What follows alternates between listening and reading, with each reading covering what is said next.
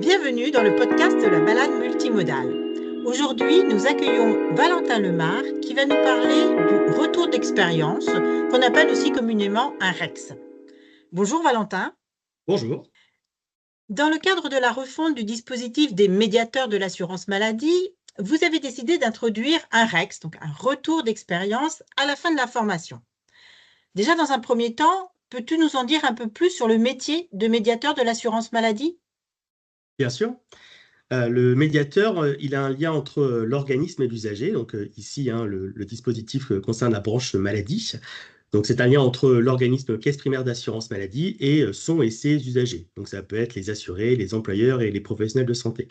Concrètement, si vous avez déposé une réclamation auprès de votre caisse d'assurance maladie et qu'elle n'aboutit pas, vous pouvez saisir le médiateur de votre caisse primaire d'assurance maladie. L'objectif de cette médiation va être de faire émerger, dans le respect de la règle de droit, une solution qui est acceptable par les deux parties et d'accompagner de toutes les explications nécessaires à la bonne compréhension. C'est la mission principale des médiateurs de l'assurance maladie. Ils interviennent aussi dans le cadre de différentes commissions mixtes pour les discriminations d'accès aux soins.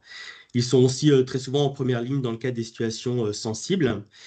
On leur a rappelé aussi récemment, dans leur mission, une explication du rôle de la médiation au sein de leurs organismes, puisqu'on se rend compte qu'en interne, les missions des médiateurs ne sont pas forcément toujours très claires, puisque ils doivent aussi maintenant travailler sur tout ce qu'on appelle les atypies, faire remonter ces différentes situations atypiques que l'on peut avoir dans nos organismes dans le but d'un parcours de qualité.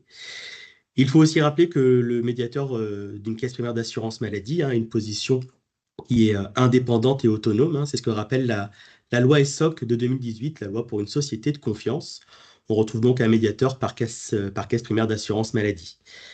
Pour revenir sur le parcours de la formation, donc c'est une formation initiale qui a été mise en place avec 2 premiers jours de formation, un premier module sur la stratégie de la médiation, quelles sont les différentes formes de médiation institutionnelle, et puis une application, un travail sur les dossiers. Le deuxième module s'intéresse à l'aspect réglementation, la hiérarchie des normes, les différentes commissions existantes, les instances, la lecture d'un article.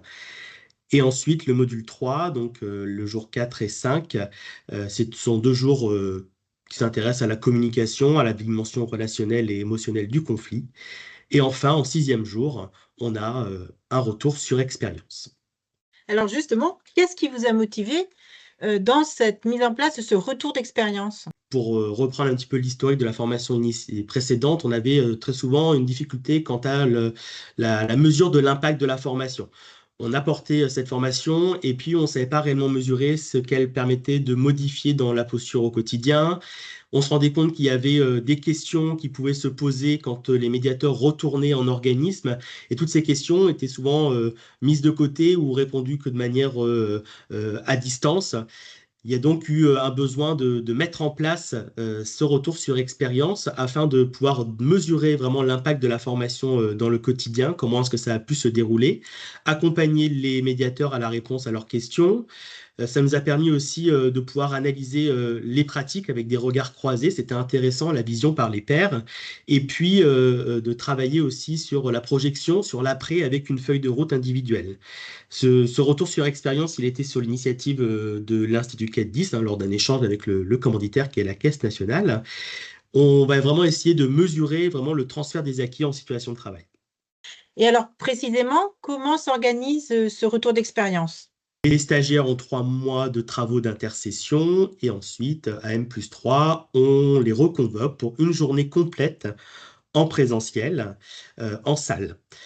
L'idée donc de ce retour sur expérience, ça va être dans un premier temps de revenir sur les situations rencontrées, de présenter les situations qui ont pu être résolues dans le quotidien grâce aux apports de la formation. Ça permet de valider finalement l'idée de tout ce qui est apporté en termes de posture. Et puis on va garder les situations qui sont encore bloquantes ou qui n'ont trouvé qu'une résolution partielle. Ces situations, dans un deuxième temps, elles vont être présentées à l'ensemble du groupe et puis on va faire des sous-groupes. Chaque sous-groupe va s'intéresser à une situation de blocage rencontrée par un des stagiaires et puis grâce à l'analyse croisée, grâce au regard par les pairs, de voir si on ne peut pas apporter une solution ou proposer une orientation. Une fois que cette analyse croisée a été faite, on s'intéresse à l'évaluation. Les stagiaires, avant de débuter leur formation, remplissent une grille d'auto-évaluation sur les missions et sur les postures principales du médiateur.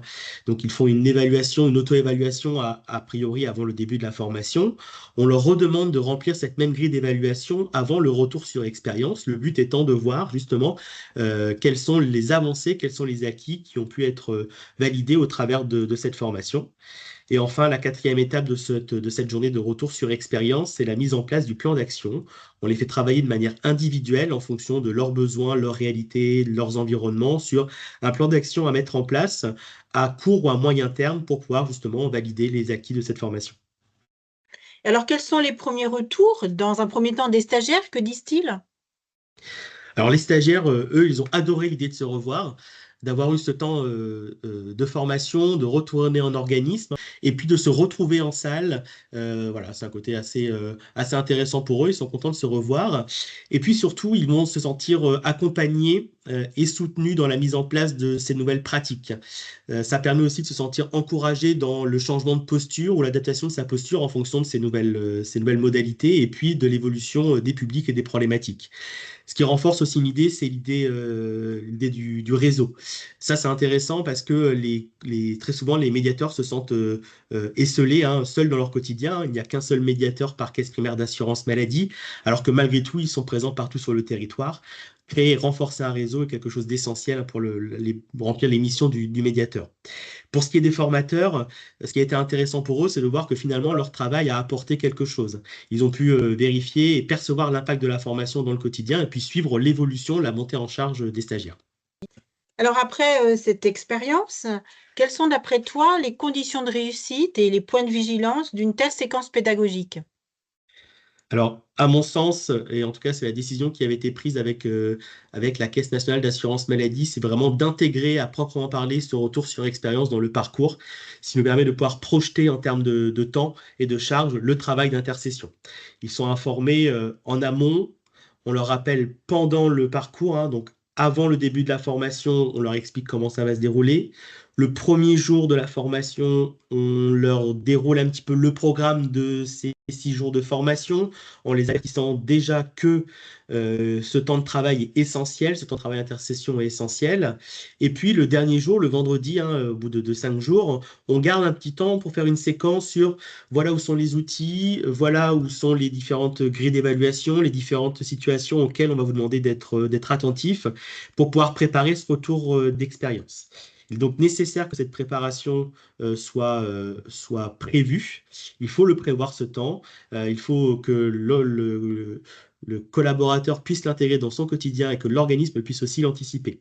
Parce que sans ce travail, sans le travail des stagiaires, sans le travail de préparation d'intercession, le retour sur expérience tombe à l'eau. Ok, ben merci. Donc voici une première expérience de retour d'expérience réussie, sans doute une modalité pédagogique à penser pour d'autres formations. Merci Valentin. Merci. On se retrouve pour un prochain numéro de la balade multimodale. Au revoir et à bientôt.